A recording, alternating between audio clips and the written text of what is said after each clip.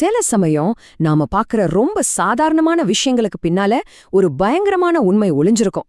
அப்படிப்பட்ட ஒரு கொடூரமான ரகசியத்தை தான் நாம இன்னைக்கு பார்க்க போறோம். வாங்க இந்த மர்மத்துக்குள்ள போகலாம். யோசிச்சு பாருங்க, சென்னை காலையில 7 மணி. எல்லாம் அமைதியா இருக்கிற ஒரு ஏரியா. எல்லாரும் அவங்கவங்க வேலைக்கு கிளம்பிட்டு இருக்காங்க.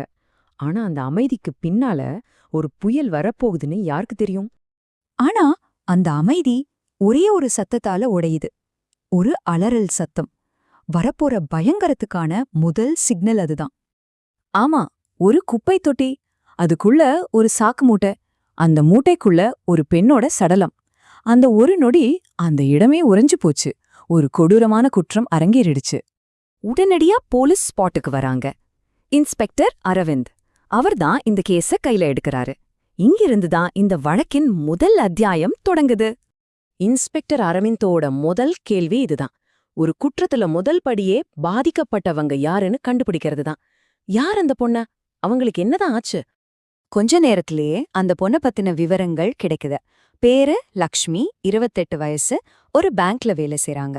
இதுல ரொம்ப முக்கியமான விஷயம் என்னன்னா, அவங்கள நேத்து ராத்திரியிலிருந்து காணோன்னு அவங்க வீட்ல ஏற்கனவே கம்ப்ளைண்ட் கொடுத்திருக்காங்க. இப்போ இந்த கேஸ்க்கு ஒரு தெளிவான டைம்லைன் கிடைச்சிருக்கு. இப்போ இன்ஸ்பெக்டர் அரவிந்தோட மனசுல ஒரே ஒரு கேள்விதான். விசாரணையை எங்கிருந்து ஆரம்பிக்கிறது? அவங்களுக்கு ஒரு சின்ன க்ளூ தேவைப்பட்டது. அது என்னவா இருக்கும்னு நீங்க நினைக்கிறீங்க? அப்போதான் டெக்னாலஜி அவங்களுக்கு கை கொடுக்குது. லக்ஷ்மியோட மொபைல் சிக்னல் கடைசியா எங்க ஆக்டிவா இருந்துச்சுன்னு ட்ரேஸ் பண்றாங்க. அந்த ஒரு டிஜிட்டல் தடம் விசாரணையே வேற ஒரு திசைக்கு கொண்டு போகுது. சோ இப்ப அடுத்த கட்டத்துக்கு போலாம். இந்த ஸ்டேஜ்ல விசாரணை பல திசையில போகாம ஒரே ஒரு நபரை குறிவைக்க ஆரம்பிக்குது.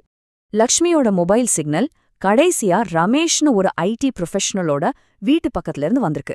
அவ்வளவுதான், சந்தேகத்தோட முள்ளும் இப்போ ரமேஷ் நோக்கி திரும்புது. இன்ஸ்பெக்டர் அரவிந்த் நேரடியா ரமேஷ் வீட்டுக்கே போறாரு.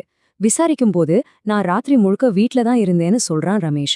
ஆனா அவன் சொல்றது ஒண்ணு, அவன் முகமும் குரலும் சொல்றது வேற. குரல் தடுமாறுது, ஒரு பதட்டம். அது மட்டும் இல்லாம இன்ஸ்பெக்டரோட கூர்மையான பார்வை அந்த ஹால் கார்பெட்ல இருந்து ஒரு சின்ன கரைய கவனிச்சிடுது. இப்போ இன்ஸ்பெக்டர் நேரடியா அந்த கரைய பத்தி கேக்குறாரு. இது ரொம்ப முக்கியமான ஒரு தருணம். ரமேஷ் சொல்ல போற பதில் இந்த கேஸோட போக்கையே மாத்தலாம். ரமேஷ் கொஞ்சம் தயங்கிட்டே, அத கிச்சன்ல காய் வெட்டும்போது தெரியாம கத்தி பட்டுடுச்சு சார்னு சொல்றான். ஆனா இந்த பதில் இன்ஸ்பெக்டருக்கு கொஞ்சம் கூட திருப்தியா இல்ல. ரமேஷோட பேச்ச நம்பாத இன்ஸ்பெக்டர் உடனே ஃபாரன்சிக் டீமை வரவைக்கிறாரு. ஏன்னா இனிமே வார்த்தைகள் உண்மைய சொல்லாது, அறிவியல் தான் உண்மைய சொல்ல போகுது. அவ்வளவுதான், பொய்களால் கட்டின கோட்டை இப்போ சரியா போகுது. அறிவியல் பூர்வமான ஆதாரங்கள் மறைக்கப்பட்ட உண்மையை வெளிச்சத்துக்கு கொண்டு வருது. ஃபொரன்சிக் ரிப்போர்ட் வருது. அதுல சந்தேகத்துக்கே இடமில்லாம ஒன்னு நிரூபணமாகுது. அந்த கார்பெட்ல இருந்த ரத்தக்கரை ரமேஷோடதில்ல, அது லக்ஷ்மியோடது. இந்த ஒரே ஒரு ஆதாரம் ரமேஷ தப்பிக்கவே முடியாதபடி இந்த குற்றத்தோட இணைச்சிடுது. தப்பிக்க வழியே இல்லைன்னு தெரிஞ்சதும் ரமேஷ் உண்மைய ஒத்துக்க ஆரம்பிக்கிறான். ஆனா அவன் சொன்ன முதல் வார்த்தை, சார், நான் அவளை கொல்லணும்னு நினைக்கவே இல்ல. இந்த பயங்கரமான குற்றத்துக்கு பின்னால ஒரு சோகமான காதல் கதை இருக்கு. ரமேஷும் லக்ஷ்மியும் காதலிச்சிருக்காங்க. ஆனா லக்ஷ்மி இந்த உறவை விட்டு விலக நினைச்சப்போ அத ரமேஷால ஏத்துக்கவே முடியல. அந்த நிராகரிப்பு கட்டுப்படுத்த முடியாத கோபமா மாறி இந்த விபரீதத்துல முடிஞ்சிருக்கு. ரமேஷோட வாக்குமூலத்தை வச்சு அந்த கொடூரமான ராத்திரி என்ன நடந்ததுன்னு நாமளும் பார்க்கலாம். ராத்திரி 9 மணிக்கு கடைசியா ஒரு முறை பேசலான்னு லக்ஷ்மி ரமேஷ் வீட்டுக்கு வராங்க. 10 மணி வாக்குல பேச்சு சண்டையா மாறுது. கோபத்தோட உச்சத்துக்கு போன ரமேஷ் லக்ஷ்மியா ஒரு கனமான பொருளால் தாக்கிடுறான். 11 மணிக்கு அவங்க இறந்துட்டாங்கன்னு தெரிஞ்சதும் பயத்துல உடல ஒரு சாக்குல கட்டிடுறான். கடைசியா நள்ளிரவுல யாருக்கும் தெரியாம அந்த சாக்க பக்கத்துல இருந்த குப்பை தொட்டியில போட்டுட்டு வந்துடுறான்.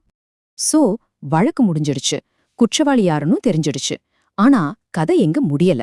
இன்ஸ்பெக்டர் அரவிந்தோட மனசுல மட்டும் ஒரு சின்ன கேள்வி தூக்கி நிக்குது. சட்டம் அதோட கடமைய செஞ்சது. ரமேஷ் கொலை குற்றவாளின்னு நிரூபிக்கப்பட்டு அவனுக்கு தண்டனை கிடைச்சது. கணக்குப்படி இந்த கேஸ் க்ளோஸ். ஆனா பல வருஷ அனுபவம் உள்ள இன்ஸ்பெக்டர் அரவிந்துக்கு மட்டும் மனசுல ஏதோ ஒன்னு உறுத்திக்கிட்டே இருக்கு. எல்லாத்துக்கும் விடை கிடைச்சாலும் ஒரு முக்கியமான கேள்விக்கு மட்டும் இன்னும் விடை கிடைக்கலன்னு அவர் நினைக்கிறாரு. அந்த கேள்வி இதுதான்.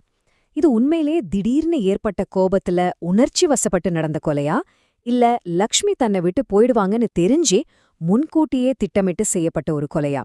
இந்த கேள்விக்கான பதில் ஒருவேளை ரமேஷோட மனசாட்சிக்கு மட்டும்தான் தெரிஞ்சிருக்கும்.